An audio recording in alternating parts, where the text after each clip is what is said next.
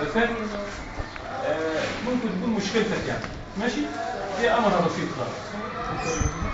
لا والله انا خايف بس العيال تعرف ان هذه الفائده تقدم عليها وش المال.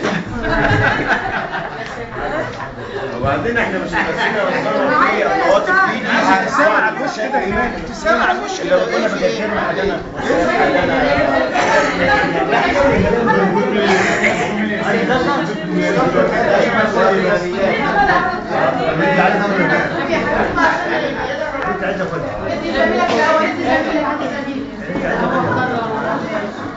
عايز غيرنا حد من الساده المدرسات عايز يقول حاجه؟ لا يا حبيبي عادي، احنا كنا زملاء مش في مشاكل. مش هنقول اكتر من اللي انتوا بتقولوا. عايز اجيب لك ازرق؟ ها؟ مزيد من كده احنا بس يهمنا دعواتكم ويهمنا انبساطكم بس. عدم البدائل كل سنه على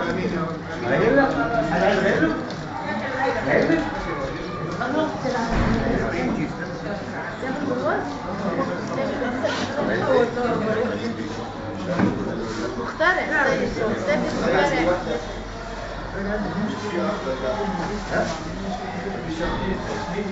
كده بقى كده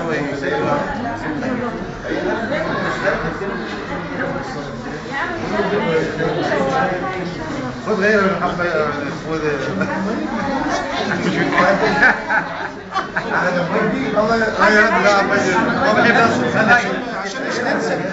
خد مش ننسى يا جماعه لو سمحتوا.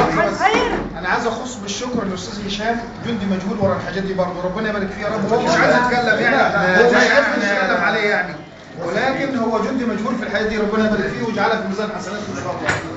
وعاد دايما باذن الله والسنه الجايه يبقى احسن من كده. اتفضل يا ريس.